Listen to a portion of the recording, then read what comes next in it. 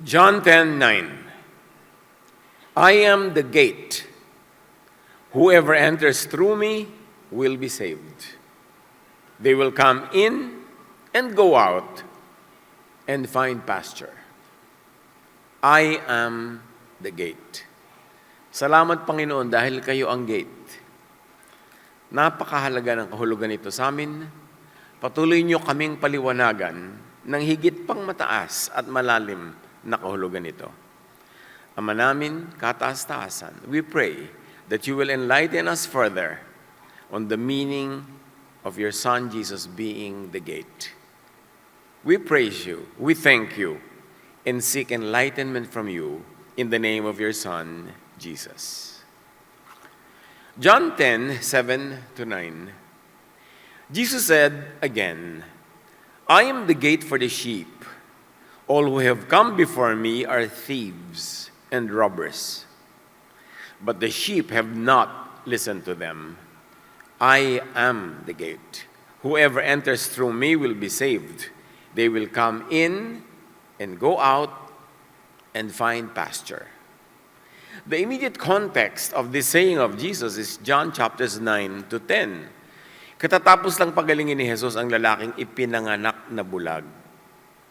Pero imbes na magalak, ang religious leaders ay nagtanong, pinressure siya, ininsulto, at pagkatapos pinalayas. Kasi ayaw nilang i-recognize that the work is done by the Father, God Himself, through Jesus.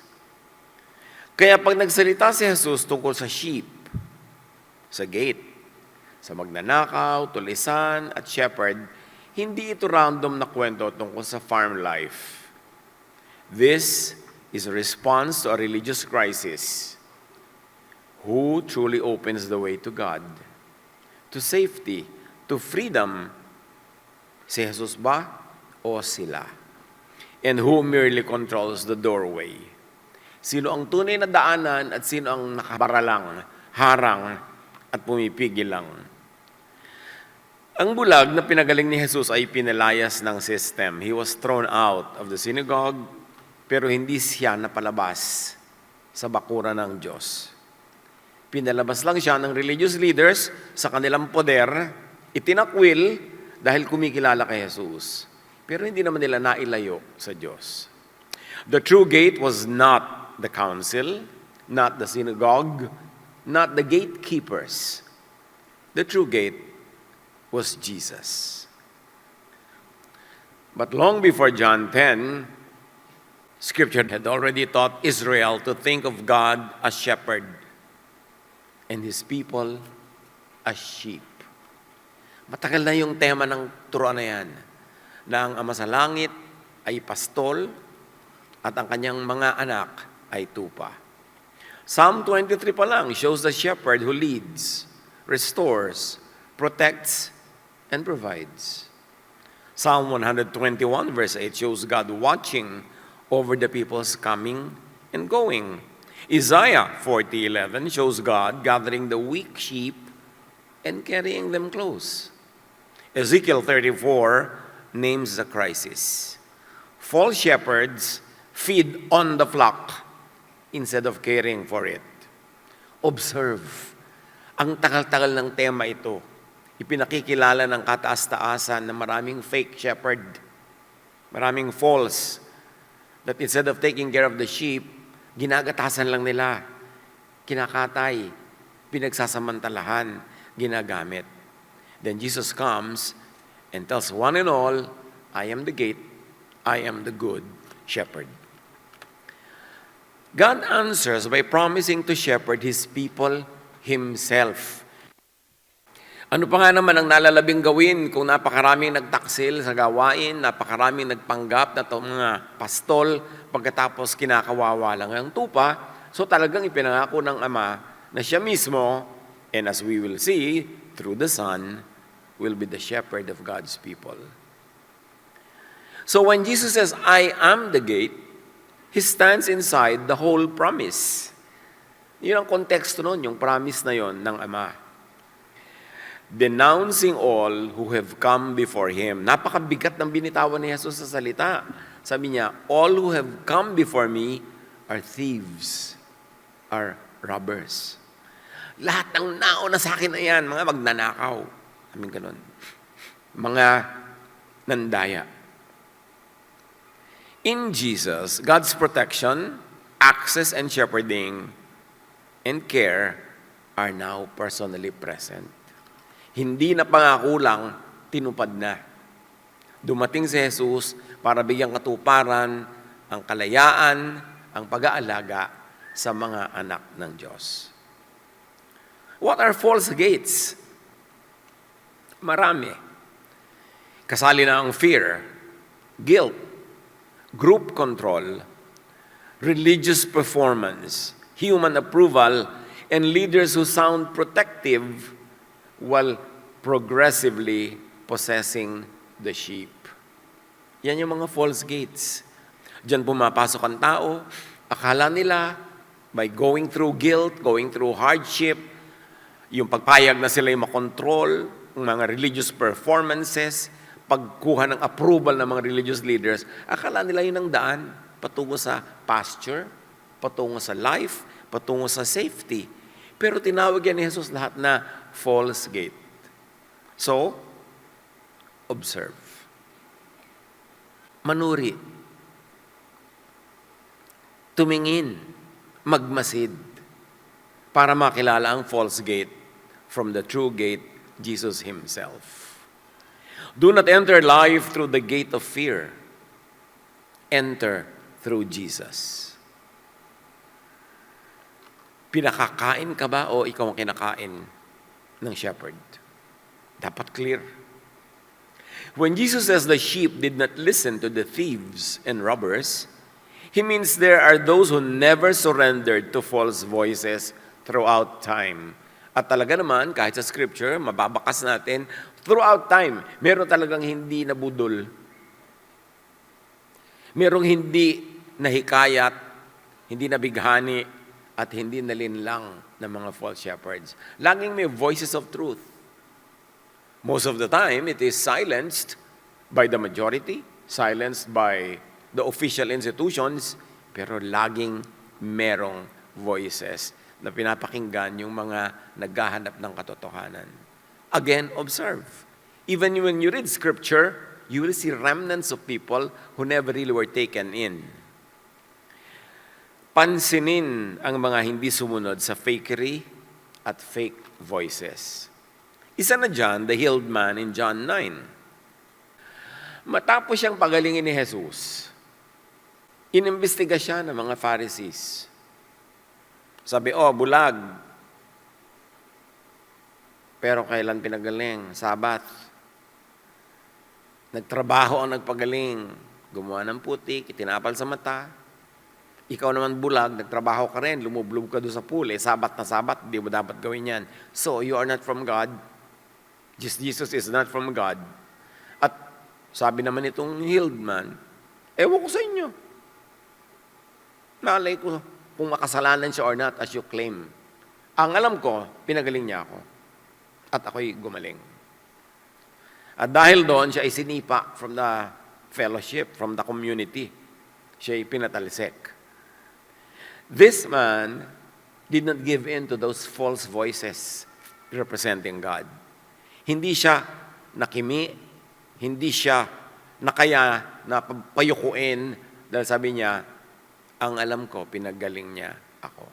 He did not surrender what Jesus had done. Can you imagine yung paninindigan ng taong ito against all of these official persons of religion, against the community, against the pressure? Pero sabi niya, ang alam ko, pinagaling niya ako. Kung makasalanan siya or not, di ko alam yun. Kayo lang ang nagsasabi niyan. So, may mga taong tulad niya.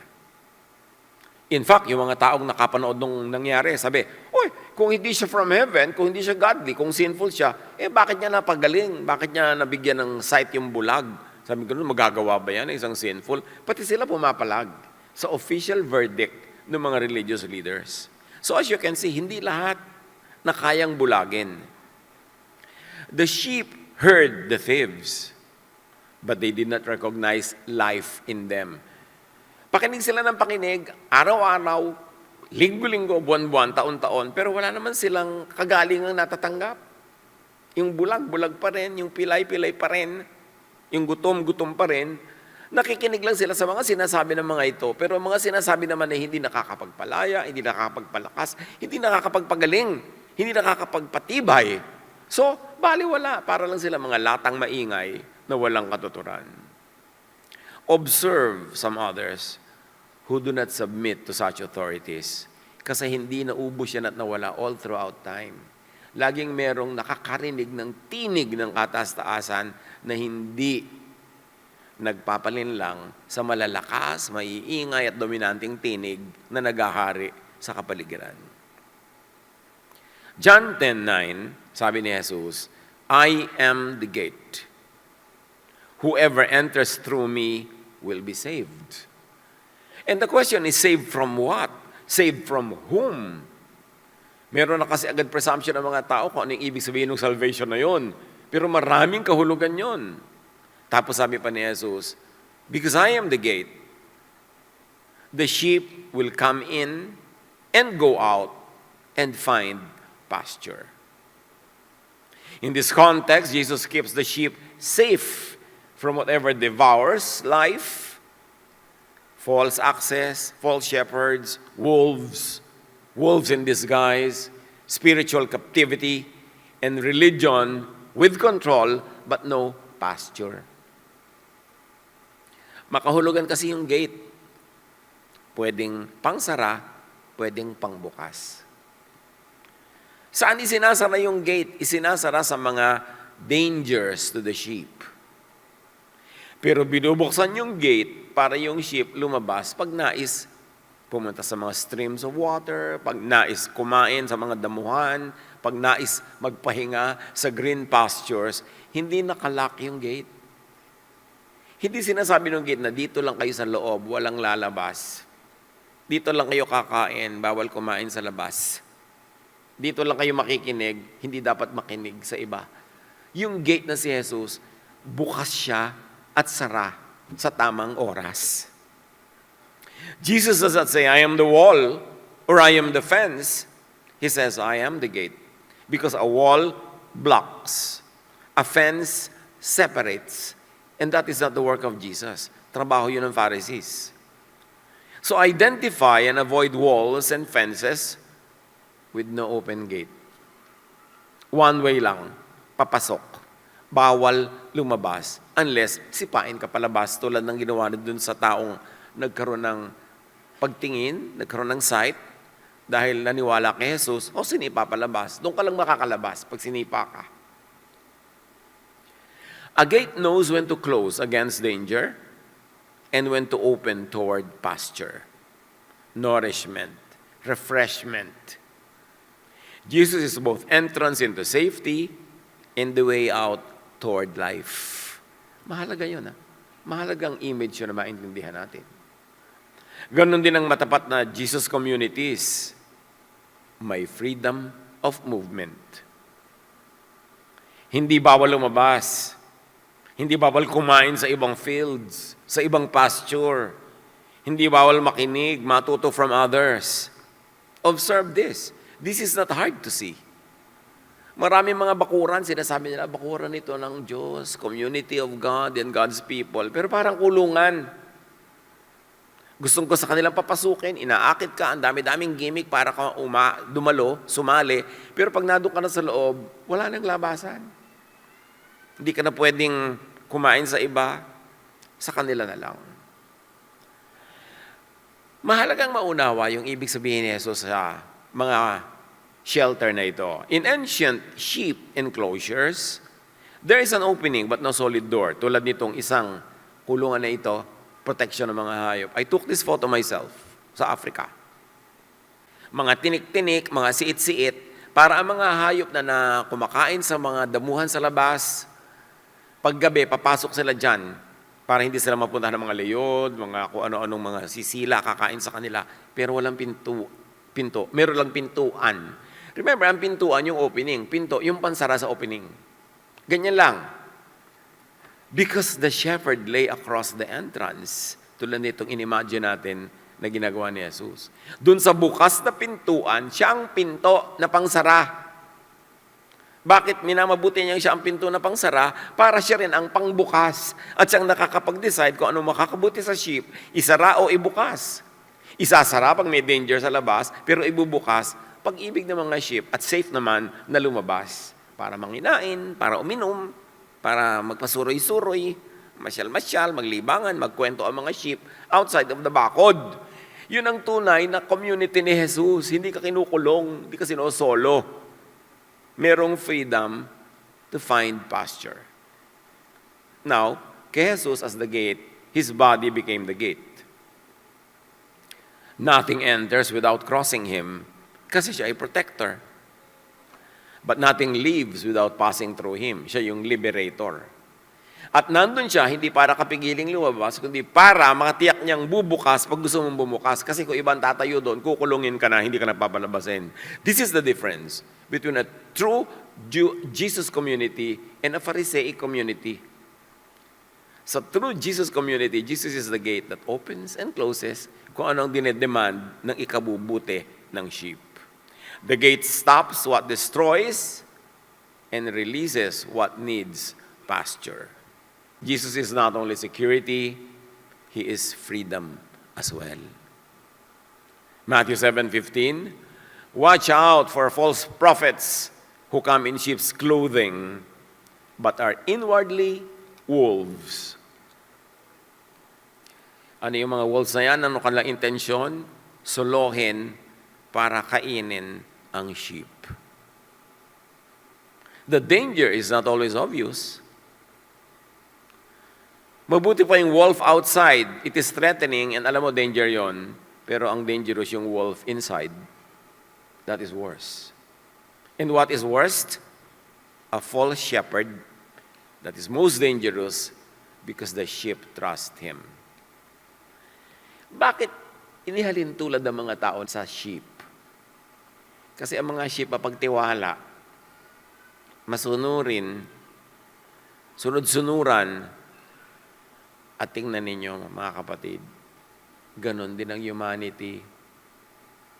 Sobrang mapagtiwala, kaya nalilinlang ng napakarami mga naging false leaders, ng mga naghari-harian, dinala ang mga tao sa mga giyera, dinala ang mga tao sa mga paniniwalang pumipiga sa kanila at kumakatas ang kanilang dugo.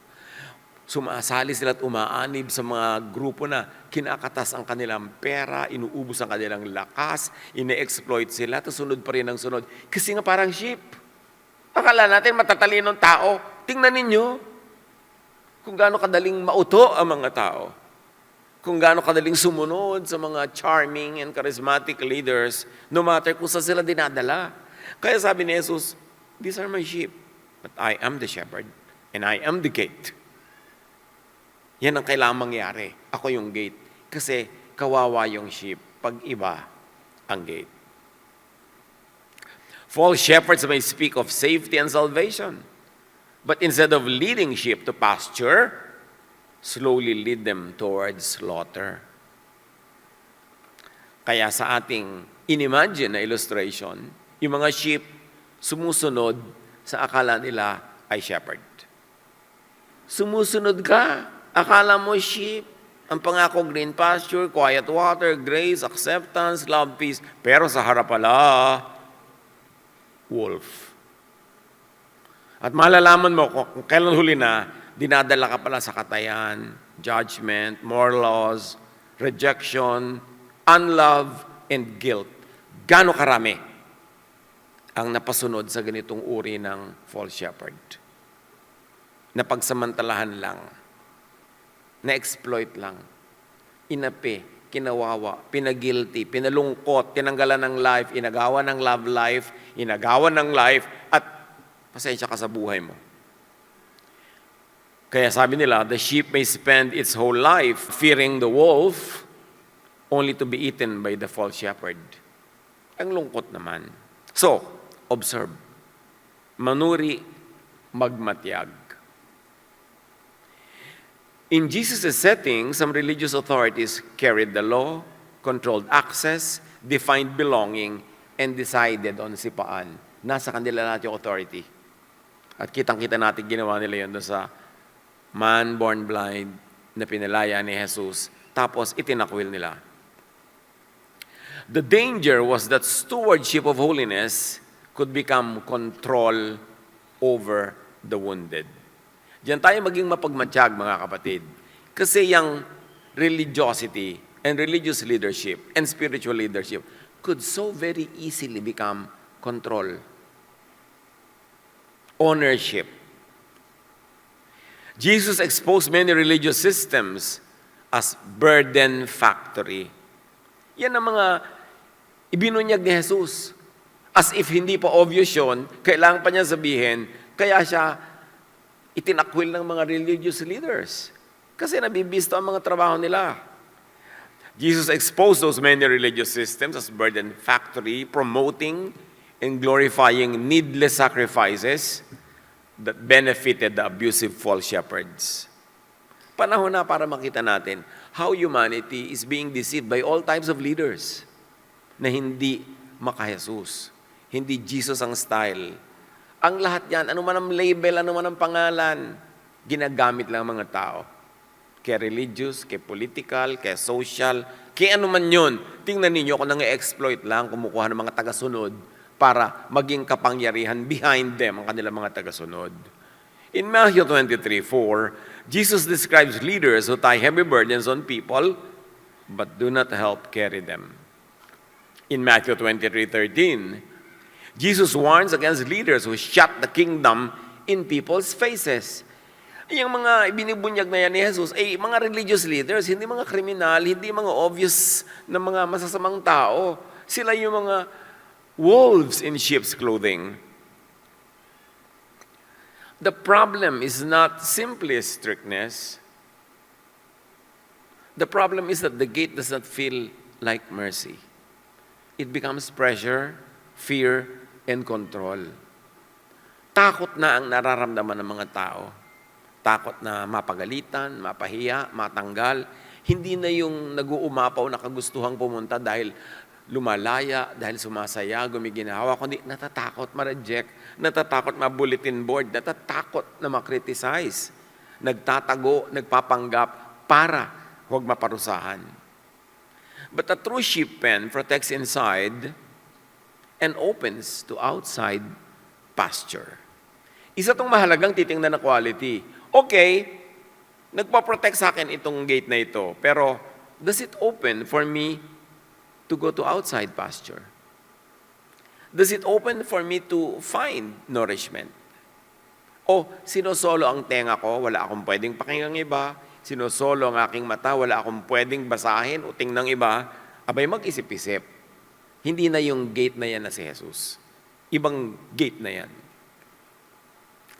A full sheep pen slowly becomes a prison, a milking place, ginagatasan lang ang mga tupa, or a slaughterhouse at worst. A true under-shepherd of Jesus, the true shepherd, leads the sheep back to Jesus, to the gate, not to himself. So titingnan mo, kanino ba dinadala yung mga tupa? Doon sa tunay na shepherd, si Jesus? O sinosolo siya na? Sa kanya na nagpunta, naging kanya na. Sheep or human beings are vulnerable. Nasisira ang loob pag ang takot ang mas malakas kaysa kalayaan. Ang sistema ang mas malakas kaysa sa budhi. At ang tinig ng iba ang mas malakas kaysa tinig ni Jesus. Manuri, magmatyag. Kaya dapat laging mag-Jesus filter. Hindi lahat ng malalakas at pinakamalakas na tinig, yun ang tama. Madalas yung katotohanan, anas, bulong lang magsalita, hindi sigaw. When the sheep become afraid to leave, to think, to ask, or to hear Jesus directly, that is not pasture, that is captivity. Tayo ba ay nasa loob ng pasture ni Jesus?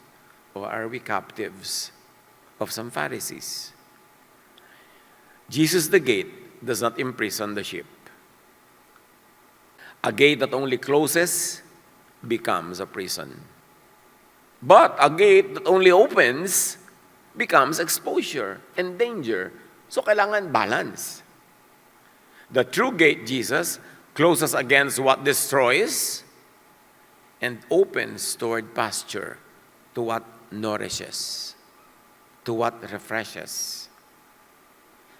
Stay where protection does not become captivity. Stay where safety does not shrink the soul. Ginagawa ka ngang safe pero nawindang ka na, natuyot, naluoy, lumiit. Stay where the sheep can still hear Jesus and not others.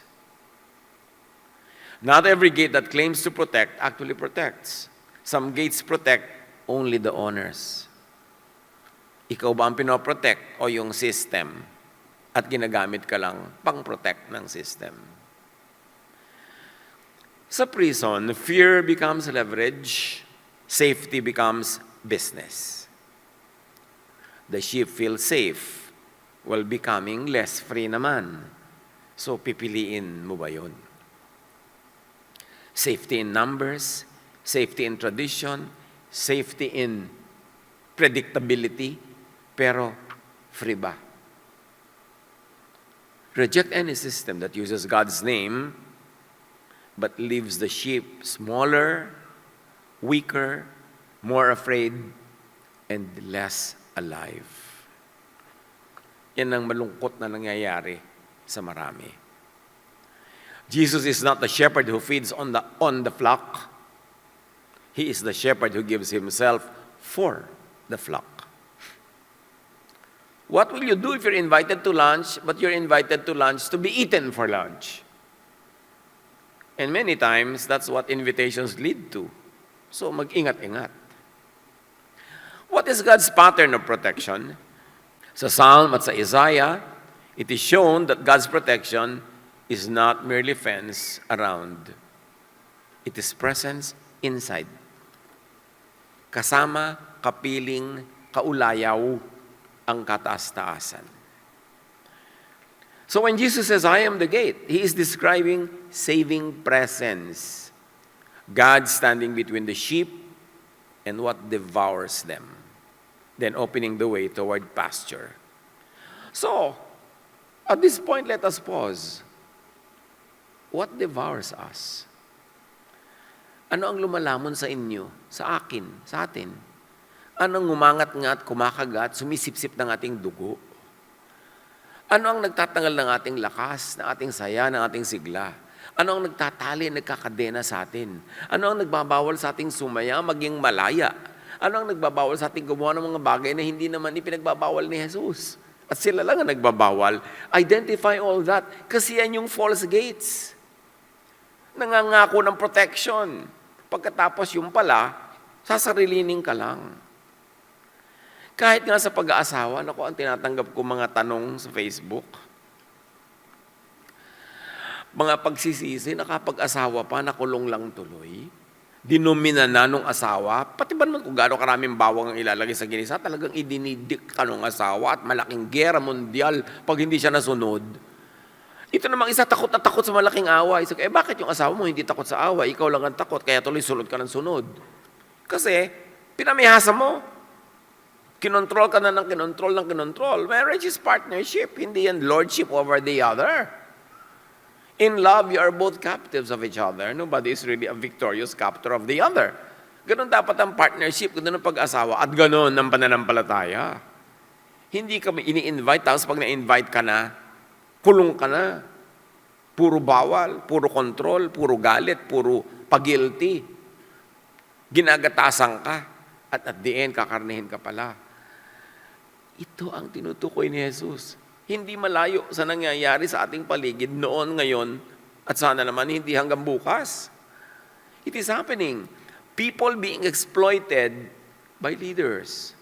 People being exploited by what type? Any type of leader. Kaya yan clan leader, family leader, religious leader, political leader, corporate leaders. Awang-awa ang Ama sa Langit sa mga taong parang mga tupa na pinagsasamantalahan.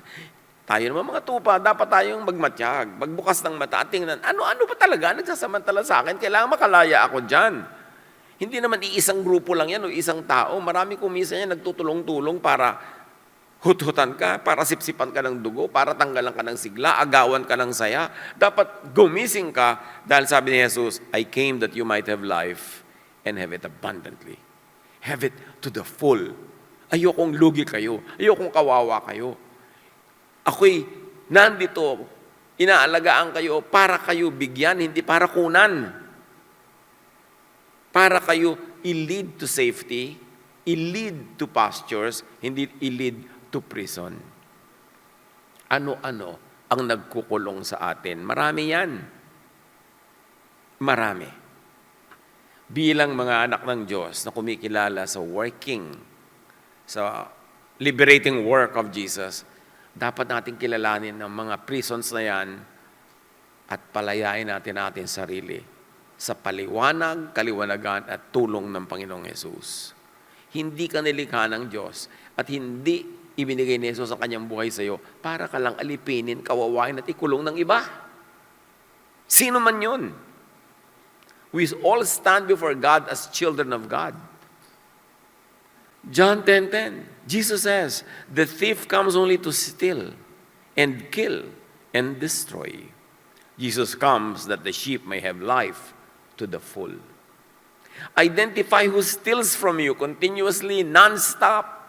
Identify who kills and destroys your joy, your happiness, your pleasure, your rest, and set yourself free. As Jesus wants you free, as Jesus wants you well. The thief does the opposite of the gate.